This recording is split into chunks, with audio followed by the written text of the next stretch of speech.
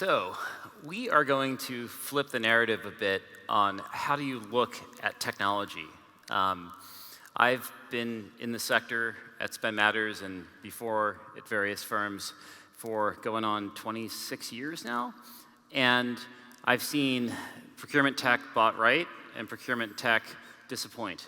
And one thing I've learned quite a bit about is assessing technology from an investor lens. And I think there are some really useful lessons to be learned. So super excited to be joined by my colleague, Roberto Mastrigli. I'll let Roberto do a quick intro. Roberto is a close working partner of mine. He's on my board, but we have a shared history in terms of diligence. So we're going to try and share in a few minutes some of the war stories we've learned and how to apply it. Absolutely. Thank you, Jason. Roberto, operating partner with Copley Equity, really focus on the entire life cycle of the deal from pre-close diligence and obviously post-close value creation.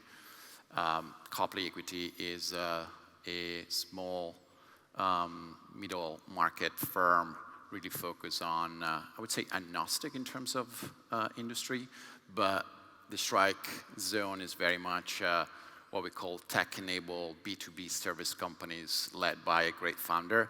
So no better company than Spend Matters and Jason's team. So again, kind of flipping the narrative to looking at tech from an investor lens as you think about decisions, it's our belief that if you think like a sponsor, private equity firm, or a corporate development professional, it's very different from how venture investors think, in fact, that if you do your homework, you won't be disappointed. And I think all too often, the challenge is that we're wrong in what we feel is going to be a positive outcome.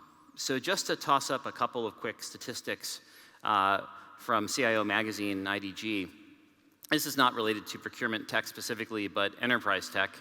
33% of overall implementations fail to live up to expectations, and only 15% partially meet expectations. That's a pretty large number. And 77% of those surveyed said that the failure of the implementation itself was based on not finding the right fit provider. So what does that tell us? We've got to put more emphasis on figuring out who the right fit is, whether that's a large implementation for all of procure to pay or source to pay, or whether it's a niche in supply chain risk or supplier management or contract management, oftentimes not so much of a niche. So the mission, I would say, and where I really want to draw on Roberto's expertise, is how do you avoid regret?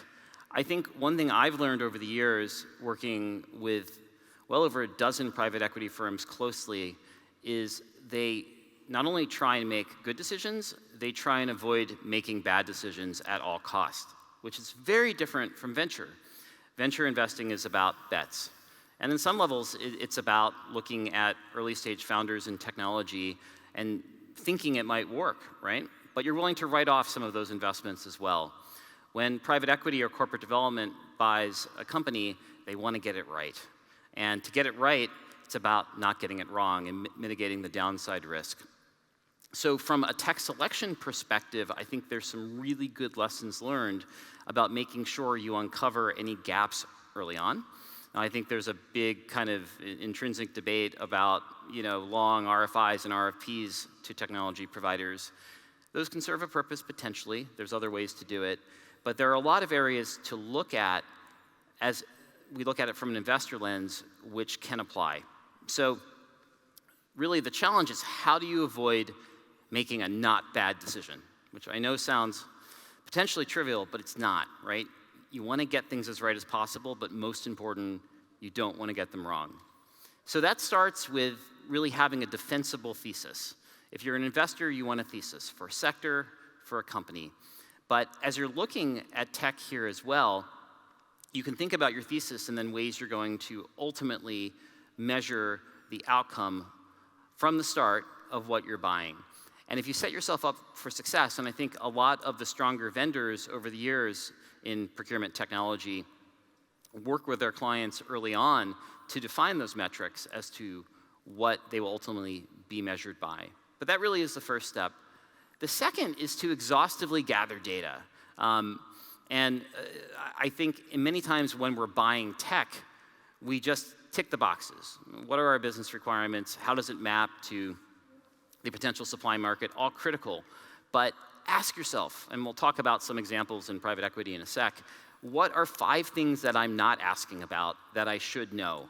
So just as you would in an M&A situation, developing and working from a full checklist, not just an RFI, is key.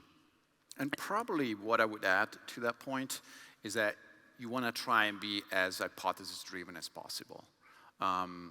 Really use your hypothesis to drive your decision-making and leverage the data you gather to inform the best decision.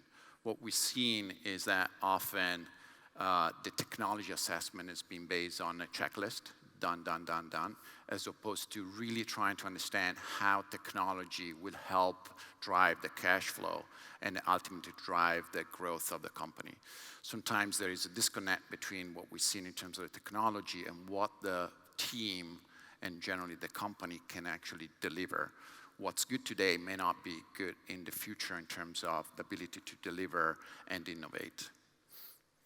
And then finally, as a step, before we get into some case studies, which I think will really bring it alive, analyzing and mapping. So you have to spend a lot of time really ferociously gathering data. If you're involved in a due diligence process, if you've been on any side of it, you know it can be an absolutely hellacious 1 to 4 weeks, right? It's long nights, but it's gathering a lot of information, and then at various stage gates, making no-go or go decisions.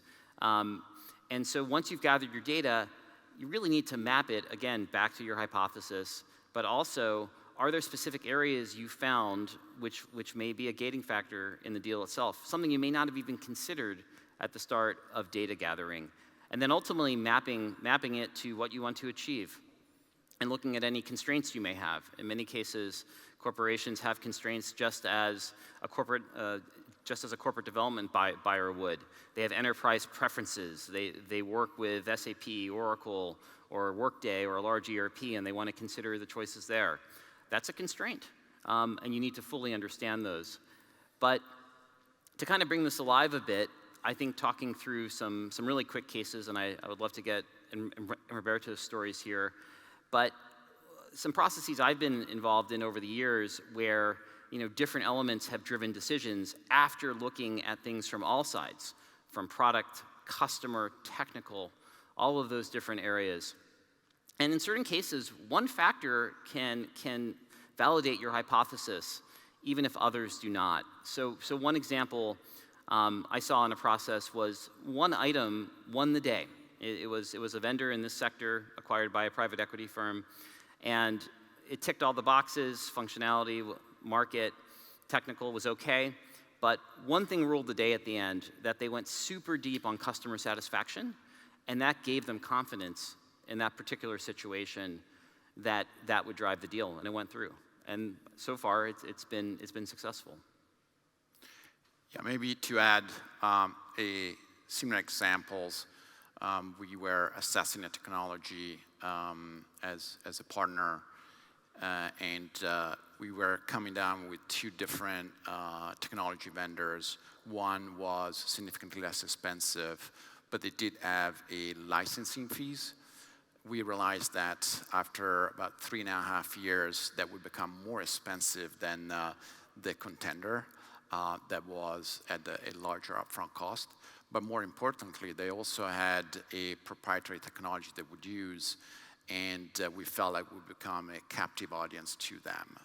Obviously, what's very important is the entire ecosystem, the ability to find developers and find other company can support the product longer term. And obviously, that was not the case with the first company. So we ended up with the second company. And now that company became a partner, not just for that specific portfolio, but across 3-4 different portfolio companies. So one probably key word here as we looking at technology vendors is partnership, which goes beyond the technology itself. It goes beyond the product, but it goes really about how do you work together to find the best way to understand and satisfy the needs. Maybe another example coming from that, we had find, and we might be familiar with, a website developer for complete website redesign, and it came through out of probably, I would say, 12 different companies through an RFP, and we really liked them at first, but then realized that what we like was not necessarily the developer themselves, the technology they had. It's really the partnership they could build. Today, we implemented that same vendor in a second portfolio company, and we're actually in discussion for a third. So, which it's very important for a private equity because we're looking for real partners that can understand us, can understand what we need, that can work intimately with us, and we can fully trust across the entire portfolio. So conversely to that first example of customer satisfaction and value validating a hypothesis, I was involved in one process in the past 24 months, which will go unnamed, had a very successful outcome, but the firm we were working with in Diligence decided to step out of the deal a couple weeks into it, not based on the technology or the market, not based on kind of exhaustive customer satisfaction data gathered from various panels, but because they had heard about a key customer leaving from conversations which didn't show up, and it was a very strategic customer. And at the premium, that gave them pause. So talk about being exhaustive. It's not just doing superficial diligence, but sometimes you need to work your network and really find out how something is working for people involved. An interesting one, which is coming up more and more, a lot of companies in technology view expanding outside of regions as a major opportunity area. And I can't tell you how many times I've been involved in European diligence projects where the key thesis of the investor is to expand into North America. That may or may not be a success. And really getting into user requirements and scenarios by region, that's something that makes perfect sense within a Nordic country or Germany or Austria or France or the UK, may not have the same logical adoption sense based on the scenarios for a variety of reasons in North America. So I've seen deals go both ways, really fleshing out that piece. And I think a key lesson learned for procurement is make sure that when you're buying tech, truly the use cases you need to support are yours and not the ones the vendors are kind of leaning into your ear based on their marketing and what they're selling. Your use case might be quite unique based on what you need to do. Perhaps another good example is we're evaluating a technology vendor as a potential acquisition. We really like the economics, very, very strong margins. But actually when we start looking at their technology, they have a significant technical debt. And that's basically that stop investing in new development and innovation for the past 2 years to really get ready for the roadshow and being able to sell at the highest multiple. So we did an in-depth analysis of the technology, again, hypothesis-driven, and we found out that there was so much that needed to be done to really bring the technology back to the highest level that we felt that's probably not worth investing, as we were just buying basically the revenue of today, but most likely the cash flow of tomorrow will not be nowhere near what we are today. Just to follow on before we wrap up here with that example, we've seen many times, and it's kind of a dirty secret in the tech world, where a vendor, talks about how great its platform is. Maybe it is, but in a lot of cases, you build for a 3 to 5 year kind of runway, and then you rebuild after that. You may blow up your current tech stack and rebuild. And that technical debt piece can be huge if they're still serving you on the old stack. So understand exactly where someone is in that journey. So 3 final tips as we wrap. I think when it comes to technology buying as CPOs, as advisors to the business, if we're running a source-to-pay program, or different areas. Number one, you're not in the venture capital business, right? This is not about necessarily trying to go for a home run.